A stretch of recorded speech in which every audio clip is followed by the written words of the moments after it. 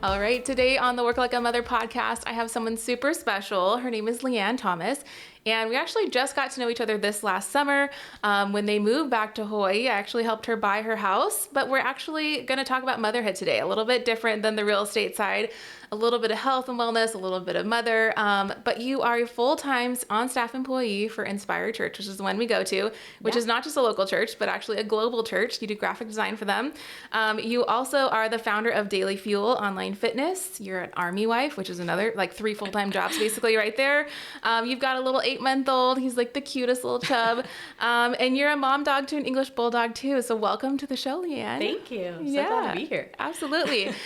So I want to start to talk about, like, how do you freaking juggle it all? Like, you're one of those people that I feel like are just go, go, go, but in a good way. You're a go-getter. You're a high achiever. Tell me how you're balancing everything right now. What does that look like? Well, I will come right out and start off and say that I am not doing it all perfectly. Okay. And I think that's one of the misconceptions sometimes that we have is like we see somebody from the outside and they're like, oh, wow, well, they're doing it all. And I'm like, actually, like, you know, everyone has their days. Yeah. But I will say that I think my focus has really been on like one step at the time. Even for like the full on last 8 months have been the busiest 8 months of my life. Not only having a son, we moved to Hawaii when he was 5 weeks old. I went from working remotely to jumping back into working in person. And that totally shifted like the time change that I was working at because we used to be on the East Coast. So much shifted and I just had to like stop and take a few days where I like took major inventory and I was like, okay, how do we replan? Because I felt like I was starting over. So it's definitely a work in progress. I feel like it always will be though. Like I don't really have an end goal that I'm trying to get to, except I just feel like I want my hands in all of it because I feel passionate about all of it. And so I'm like, well, I'm not willing to give it up. Yeah. And that's great. You recognize the season that you're in and you're like, I don't want to let go. So let's just make it work right now. Right. Yeah. Talk to me about the transition from, I mean, just pregnancy and before baby to now. I mean, what have you experienced? I mean, a whole ton of things, but like, let's talk career specific. Is there anything that you're like, this is a big transition? Well, I definitely feel like, so I have had my full-time job with the church for almost 5 years now. And I absolutely feel like I'm supposed to be in that. But I have always felt pre-baby that design and that creative element was like a must-have for me. I needed that creative outlet. But then when I would sit at my computer all day, I would feel so sluggish and then be like, okay, what's my other outlet? Because I always felt like I was very active. And then I was like, literally like jumping from the inside of like, I have to move. I need to go. And so that's what kind of led me to get into fitness. Okay. And so juggling the two was like always the goal. It was never like, oh, I'm doing this to stepstone me to get out of one or into another or something. Okay. And so juggling those two when I didn't have a kid was like Daily Fuel was my baby. Fitness was my baby. That was all where I spent my extra time. And so once we added a real baby into the mix, I was like, okay, so now I feel like I have multiple children almost, you know, and it's like, where are you going to put your time and your effort? And so I really recognized that, you know, little pockets of time in each day is really all I need. And I think it's just, you know, it's a realistic expectation of we're not going to spend 8 hours on this and 8 hours on that when baby's crying and everything else is going on too. But a little bit each day is still feeling like I'm moving forward and fulfilling rather than being like, okay, well, I just got to drop it because I'm busy. It's like, I hate that word busy. Like I'm full, I'm fulfilled, but I'm not giving it up. Ooh, I love that. You're full and you're fulfilled, but you're not giving it up. One of the things you mentioned was taking inventory. What does that look like for you when you're like, everything's overboiling, like it's too much, I'm overwhelmed? What does inventory look like for you? So I have this like visual image. I'm not sure how much you ever listened to Christine Kane.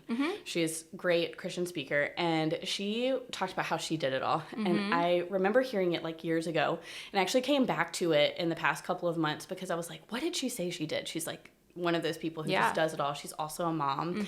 And she had this visual of like spokes on a wheel. So like an old school wheel, and you've got all the spokes going out. And so she was like, in order to keep the wheel moving, each spoke is like a different element of who you are as a person, basically. And so they keep rolling together, but you're not trying to be all of them at once. Yep. You're kind of focusing on one at a time, and they keep coming in rotation. And so I literally I'm such a visual person. I drew out my wheel. Yeah. And so I was like, okay, obviously like family is one, but I felt like that was kind of generalized. So I put down like Elijah is one, and then like my marriage is another. My dog is another, because any dog moms out there that have a baby, they're like, oh wait, no. I have to sacrifice my dog time. I have to sacrifice my, like, that was my firstborn. So like I just kind of listed them all out, and then I really noticed like, okay, this is all the areas I'm trying to put my time. Like, wow, I'm really, kind of ambitious here. But I realized that, I don't have to put a lot of time in each one.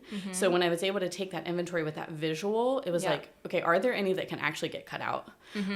And there weren't. I actually had to add in self-care because I was like, realized how many other areas I was trying to pour out. And I was like, well, if I don't include that one on the wheel, we're all just going to crash and burn. But yeah, I think that kind of visual is... No, that's really good. To add to that, it's a Tony Robbins thing too, but it's like you have all these spokes on the wheel, but it can't be like all the way level 10 success and then like a level 1 personal health, because your wheel's going to be super bumpy and break. Yeah. So it has to still roll, but not necessarily be even. And so I love how you explained, well, we can just take it down a notch. Like maybe instead of a level 10 and a level 8 over here, it can just be all 3s, right? And then we're still kind of doing it all, but also in recognizing the season you're in and you're willing to take a sacrifice to do the other one. Absolutely. Yeah. That's something I fall into like really heavy on the success side. And then my personal life is like, right. Yeah. And you're like, wait, let's readjust here. Yeah. Inventory is great. Always just do a check-in, body, being, balance. What is it? Being, balance, body, and business. Those are the 4 that we talk about. Yeah. Love that too. So you talk about you're doing the juggle right now. We're doing heavy stuff too. You're fitting it all in. It's a very busy season. And is he walking yet? Is your baby walking yet? Almost. Yeah. Yeah. He's really thinking about it. Yeah. So you're almost going to enter that one. I think, how are you prioritizing health in this season? And you mentioned like it can be many things. It can be 30 minutes here, 30 minutes there. Like, what does that look like for you on the daily? Yeah.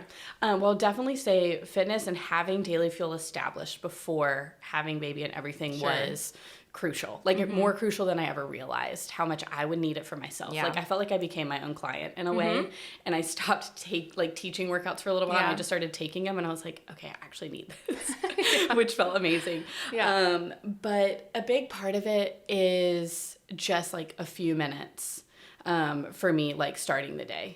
And then I'll notice times where like I'll start feeling that kind of spike of like, okay, there's stress or something. And there's nothing wrong with stress. Like I kind of have that visual of like a stress bell curve that's like, it's good. But when you start hitting your tipping point and you know you're going too far, exercise for me is like, that's what brings me back to the like the high point of like, okay, we're stressed, but like we're hype about it. Yeah. Like let's turn it into good stress. We want to be there. And we can kind of like exert the extra and get rid of the excess. But I've realized, I started teaching workout classes like over 8 years ago, and it used to be an hour-long workout, which I could do 6 times a day, and I was doing it as a full-time job, and I could easily handle it physically. But now it's just not even if I could handle it physically, I can't handle it. In the time. So I've realized like how much can I cut back, how much can I cut down, and how much can I continue to shave to get to the meat of like the best parts that are the most beneficial. And honestly, anywhere from 10 to 20 is more than enough. Cool. There's even times I spend less than 10 minutes and I'm like, it still was able to make a bigger shift than anyone would expect or realize. And I think that's one thing that I've started noticing in my own clients as well, that they're like, I really didn't have time to work out today, and never did I expect that 7 minutes would have like kicked my butt or, been actually that beneficial, but it was. So I think the health part of it is always going back to the workouts for me, but sometimes they're so short. But you're doing it, and you're making it a priority in your life, and you're not saying I'm willing to like let the busy be busy, but this is actually really important and it's a pillar in my lifestyle. I think for me, one of the big benefits of working out is just being present You can't be worried about your clients and then your Instagram DMs and all this if you're focusing about how many reps you're doing. Yeah. Like, it just doesn't work. Like, your brain cannot. You have to, like, mono-focus. Yeah. And just being present, I think, is a huge gift that we don't give ourselves enough, you know? And so that's a huge part of it. Talk to me about your definition of health. Like, what does that healthy lifestyle look like right now? Are you taking supplements? Like, what's your daily routine? Do you have any of that? I'm actually very simple when it comes to all of that. And I, obviously prioritize the movement. Strength is always my number one go-to. And I don't mean like lifting super heavy or doing anything over the top. Yeah. Because I have noticed that like when your body is already experiencing a lot of stress and you already have your hands in so many things, adding that additional stress physically sometimes can make you topple in the bad direction and not build you back up in the best way. So I focus a lot on body weight and really lightweight stuff. Cardio is like a bonus. If we've got time for it, great. But if we don't, we don't.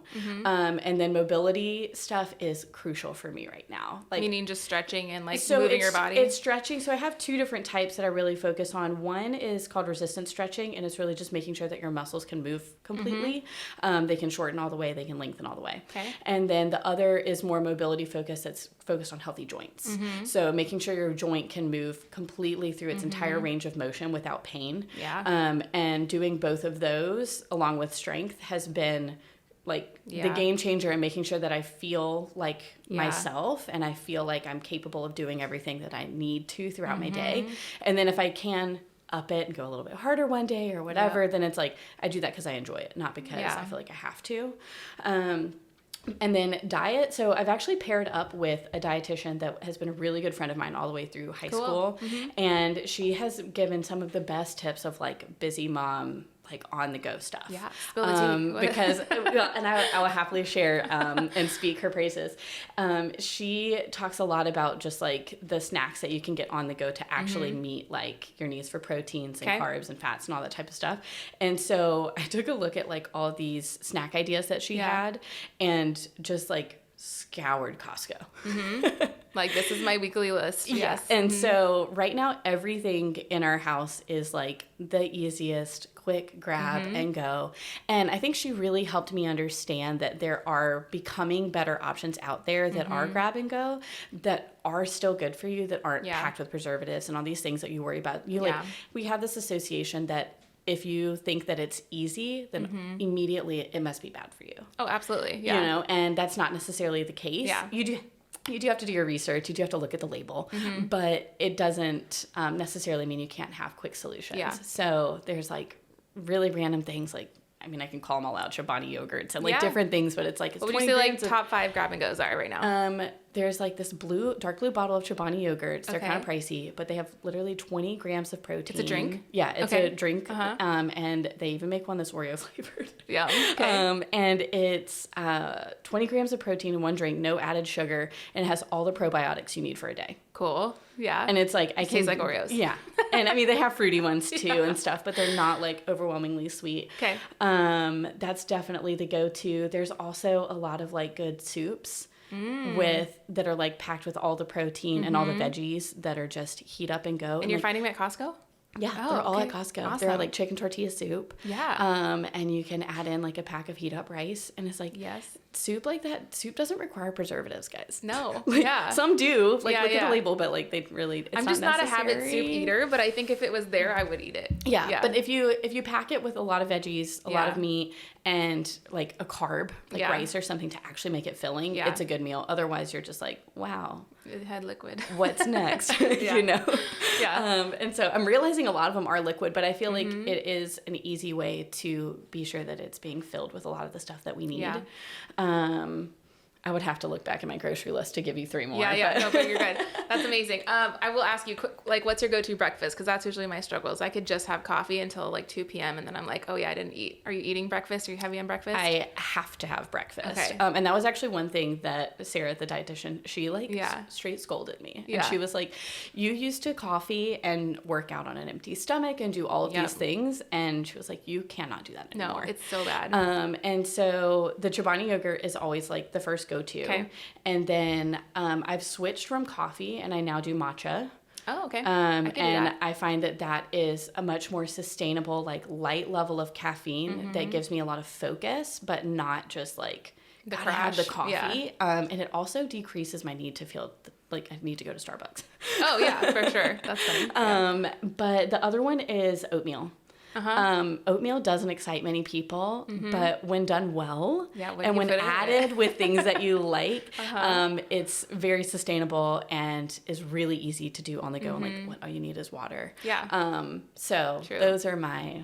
Good job. Yeah. Yes. Those are great to rack your brain there on those. And half the time they're like in the cup of the car, like they're not, I don't even need them at home, but I know I can at least eat it. And at least you're going to get good fuel on your way there, on your way back, or whatever it is in between your pit stops. Like, that's what happens is like, I'll forget to pack, or like I'll be in a bind and then I'm like, well, all I have is fast food. And that's not true. We just think that. But there's probably stuff we can get at a 7-Eleven. It's just not drive there or something. You just have to know before you go. I want to get into a little bit about the myths that we've grown up with. So how old are you now? 31. Okay, I'm going to be 36. And so we grew up through this era of 90s skinny, right? Like that was it. Diet culture was at its peak, right? Yeah. And then we went through the low carb diet and the Atkins diet. Like we've been through it all and watched our moms and grandmas go through it too. Yeah. So it's like well ingrained in our brain that to lose weight, we have to increase cardio and decrease food, right? Like that's what's stuck.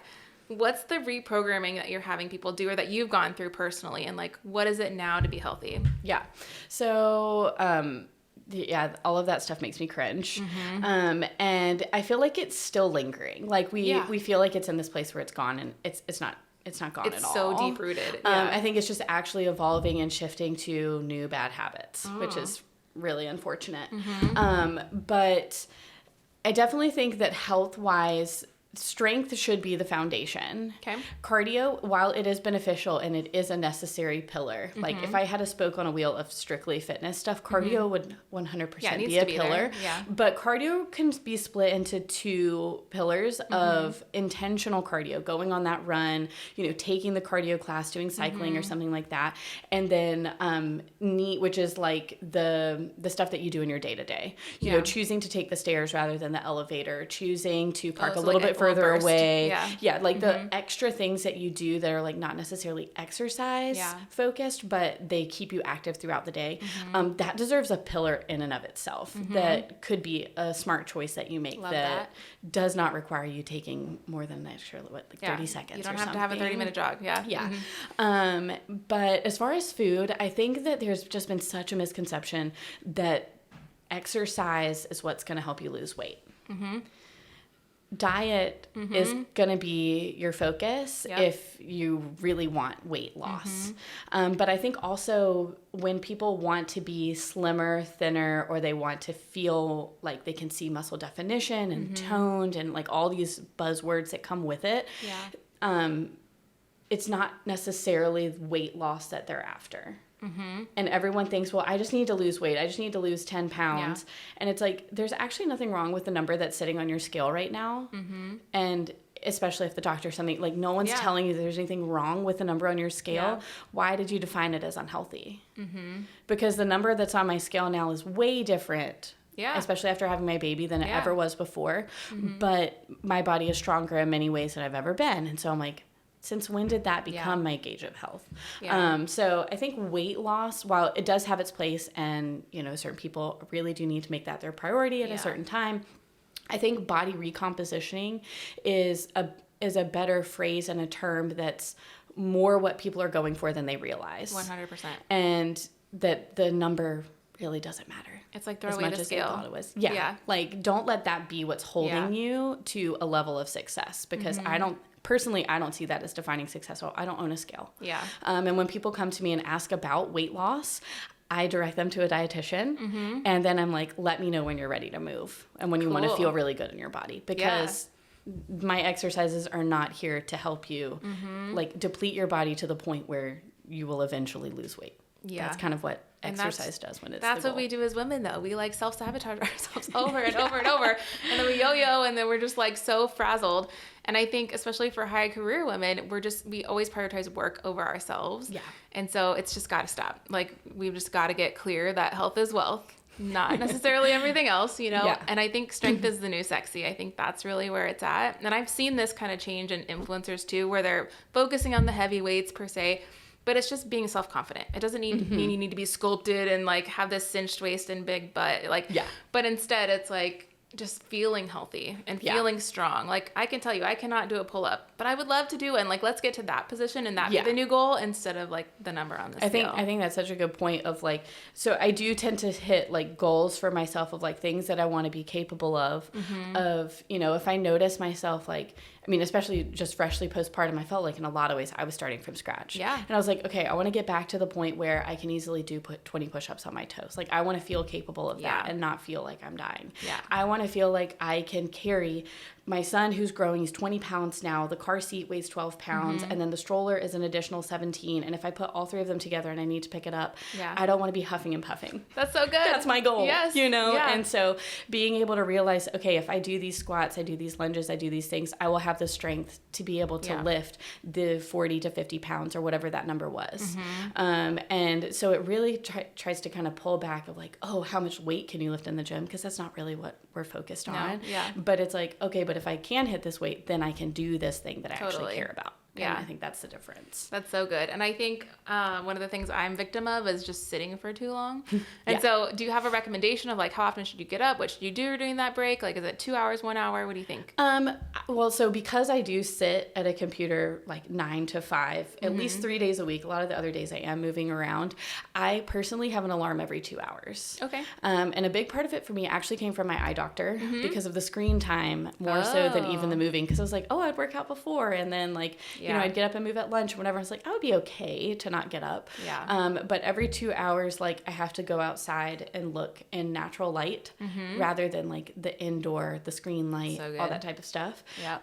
And so that was definitely a shift for me, that I have an alarm on my phone. And when I cut it off and I like ignore it, I have a backup. And then I'll actually do it. But I have noticed it does make a big difference. Yeah, absolutely. And I think also it's a good reminder mentally that we think we're so like in the zone of what we're doing. There's nothing like the refresh of stepping away from what you're doing and then coming back into it and looking at it and being like, yes, especially in creative design. Yeah, you go as down a graphic like this design. tunnel. Yeah, and you get started, and then I come back after like 2 minutes of being outside, and I'm like, actually, it's not looking its best. Or, okay, that one was really great. Like, why didn't I go with that direction? So the refresh has multiple benefits, and I think that's what's helped me stick with it because I realized that it helps me actually do my job better. Yeah. Love that. Okay, good stuff. You recently went viral, my dear. Congratulations. I want to talk about it a little bit because I think there's so many myths still, and there's still this like viral on a pedestal for so many content creators. Like, what was your experience like? So I did work with a social media coach who was really helping me take a look at Instagram from a business perspective because I felt clueless. I really didn't know what I wanted my Instagram to be like, but I knew it was an opportunity to bring in clients and to meet new people because my business is always going to be, I can pick it up and move it anywhere that we go because of the Army. And I'm building it that way intentionally. And so I was like, there's no reason why I can't have clients in Italy and clients in Hawaii and clients, you know, anywhere that we would maybe move, they can come with me. And so I used that foundation and started working with her, and she kind of helped build different pillars of, you know, educational content to really help people, but also content to help kind of have sales focus. And then my third one was really just mainly about encouragement because that was kind of my focus within fitness rather than, I don't know, weight loss or what somebody else would pick as their priority. And so just starting to have that rhythm and that routine, I think created a level of, I'm not sure the right word. Like, I felt like I was in sync with the Instagram algorithm, to be honest, because of her knowledge of how the algorithm actually works. And then that eventually led to finally being shown to the right people. But honestly, the one reel that got so much traction and went so viral was the stupidest, most obnoxious, you hear it that kind of thing, and you're like, why that one? I mean, it makes you really think everything you post, because you're like, but if this one goes viral, this one's going to drive me crazy. But I think the misconception is that viral engagement is going to create viral sales. It's a lie. And I didn't necessarily expect it. I mean, I ended up with, I think 12 million or 13 million views over a course of about 14 days. Yeah. And then it kept rolling. Like it continued to snowball, and I would have times where it would pick up again and I'd get like another 100,000 and then another 100,000 or something. And it just kind of like would come in these waves. And that led to, I think, 112,000 new followers. I started at about 700 followers. Oh my gosh. And you went to over 100,000? I had over 100,000. That's insane. But I also didn't know what to do with it once it came. And so I was just like, nice to meet you all. I mean, walk me through your mindset every time you checked your app. Like, what were you thinking? So I ended up cutting off my phone. Oh, yeah. Because I was starting to get really overwhelmed by it. Yeah. But mainly because I wasn't exactly sure how to keep it personal at that point. I was looking at, I mean, and a lot of the followers, like they were spam things, bot things, whatever. Not all of them. Okay. But a good bit of that was coming in. And so my social media coach's advice, of course, she went out on maternity leave. And I was like, no, come back. I don't know what to do now. And she's like, look at you. And I was like, look at me. Help me. But she was like, go through, and she was like, be willing to get rid of followers. I think that was the most like beneficial thing that she told me, because she was like, the number doesn't matter unless there's someone that you actually care to connect with. So like good. don't ever keep the creepy guy, first of all, because they will keep, showing up. Ew. So went through, did a ton of blocks, like continued to cut down the number, which I never thought I would be doing, but I was so focused on that to not ruin the type of audience that I had created, that I do think I was kind of like, I only have so much time in a day. I can't spend all day on Instagram. No, yeah. And so I did have some like messages that I, would put out that I would send people that showed that they were interested in my product and stuff. So I would like start conversations with them. Yeah. But Instagram actually flags you if you start too many conversations with people. So I was like trying to pace myself and not go overboard and talk to too many new followers. It's almost like you have to take them off the platform to engage with them all. Right. But then that's just crazy. Yeah. So really the best move that I did make was converting the majority of them to my email subscriber list. Very smart. And so that became my new priority of like, I'm not going to keep posting on Instagram all the time. I'm going to try to get them into my email subscriber list. That way I can actually have a conversation and they can actually learn what Daily Fuel is about. Yeah. Because the one reel that did go viral was talking about core that you can do standing and things that you can do quickly and stuff. And I was like, I mean, this is my bread and butter. Yeah. Like I absolutely have these videos available. But until you try them, again, I'm just another reel. Yeah. And so I think it was also important to realize that like one viral post, and while it did even blow up an Instagram account, like it's just an Instagram account. You know, and so it took some time to kind of figure out like what to do with it. Yeah. But don't get caught up in it because it's not worth it. Sounds like a lot of chaos and a lot of stress, to be honest. I'm like, holy moly. It was, I mean, there was good and bad to it. Yeah. I did meet a lot of new great people and get, my business in front of a lot of eyes that were actually interested. Yeah. And it did pay off in the long run, but it takes time to actually convert clients and get to know people, because I care more about that than I do the number on my Instagram account. Like I actually would care to get to know someone more. Yes, that's so good. And that's the focus, is the relationship. And I think that should be for every entrepreneur. It's not about the sell, it's about the relationship, because even if you can't help that person, they probably know somebody or whatever. Like it's just this whole ripple effect, right? Yeah. And I do want to say your feed is very inspirational. Every time I go, I'm smiling. I'm like, yes, just spread the love. Like it's so good. And I think there's so much grace and permission you provide for women. Because we just beat ourselves down all the time, and we put all these like crazy expectations on ourselves, and it's like, no, just take care of yourself a little bit. A little bit goes a long way. Yeah, I think specifically the fitness industry has just been like this breeding ground of like, tear yourself down to build yourself back up. But you're like, but where's the building back up? Yeah. Where's it's just so that negative. part's missing, And so everyone just feels exhausted in their workouts, and you're like, this was never supposed to be the end goal. Yeah. Yeah.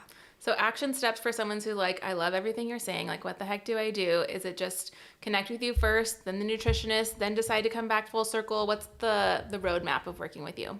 Yeah. So I do have a website and an app where I put all the workouts that I've filmed over the course of 3 years, and I keep adding more.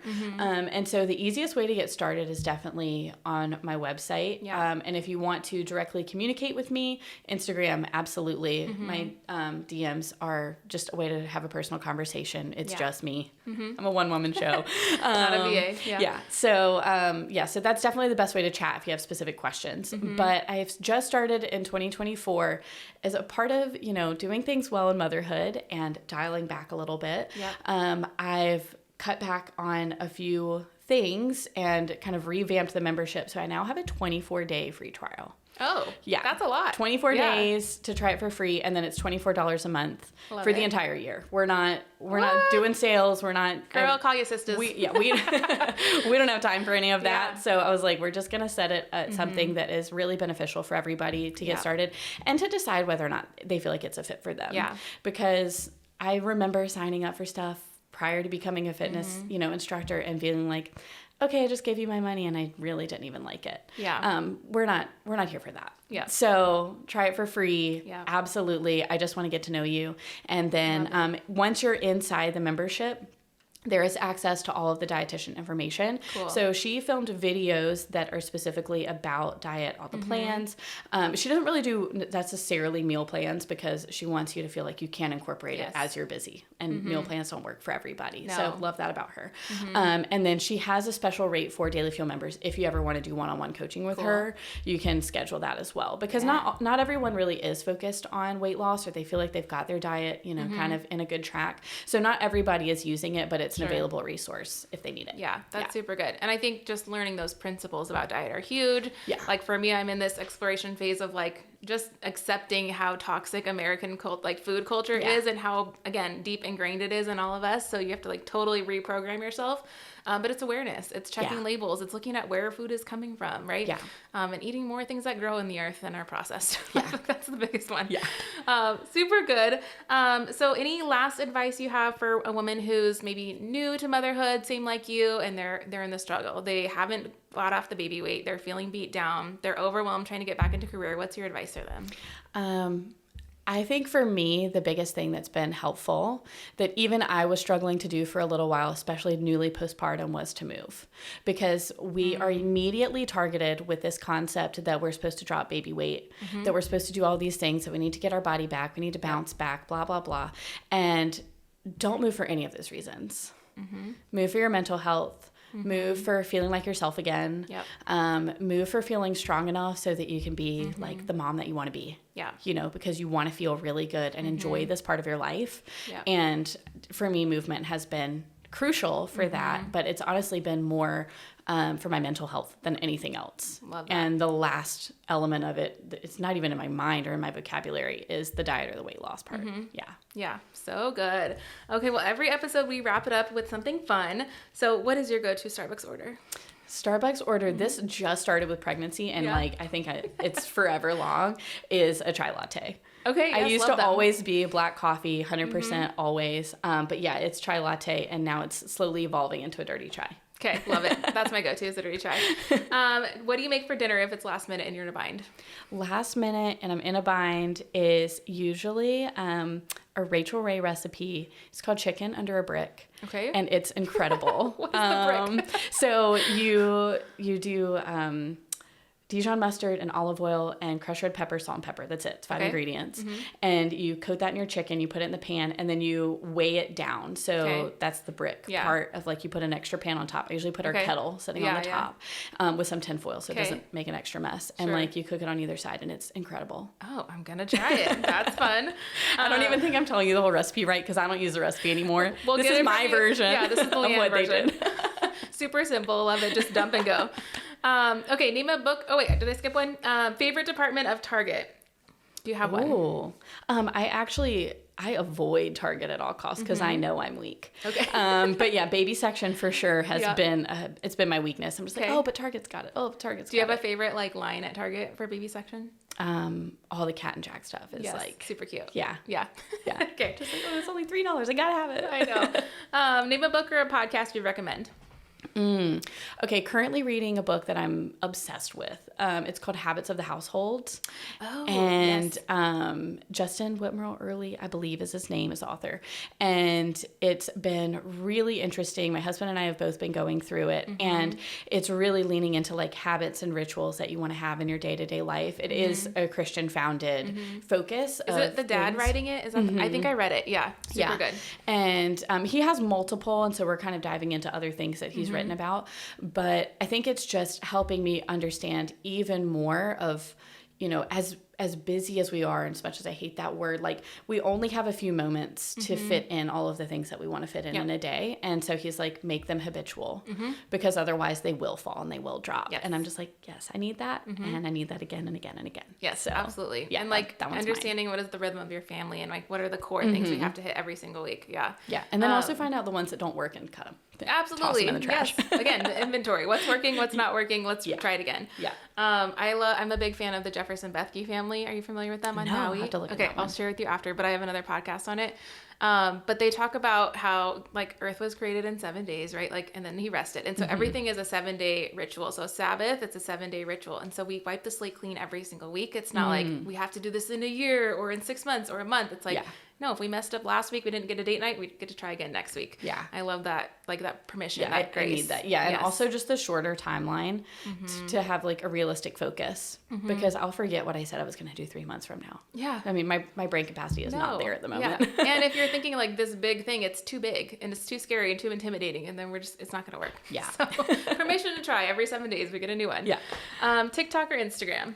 Instagram. Yeah. I'm just Just old the connection for why. TikTok. I mean, I find I'm not DMing anyone on TikTok, but in Instagram, I've constantly got 10 to 15 DMs going at all times. Yeah. I think for me, it feels more personal. I don't know if it's just a comfort level thing, but I just feel like I've been able to have real, genuine conversations and get to know people through Instagram. Instagram's a little bit slower in a good way, I think. Yeah, I think I appreciate the slower speed on it. Yes, absolutely. And then where can they find you online? What's your Insta handle? Insta handle is dailyfuel.online. And yeah, that's where I hang out. Yay. And we'll drop the website in the description. Thank you so much. That's the website too. It's all the same. Yeah. So good. Keep it easy. I think you're just so inspirational. I can't say it. And doing a great job as a new mom. So keep up the good work. I really do. I love watching you, seeing along the journey, the whole thing. New Hawaii chapter. 2024 is going to be a good year. So thank you, my dear. Yeah. Absolutely. Thanks for having me. Yes. And that's a wrap.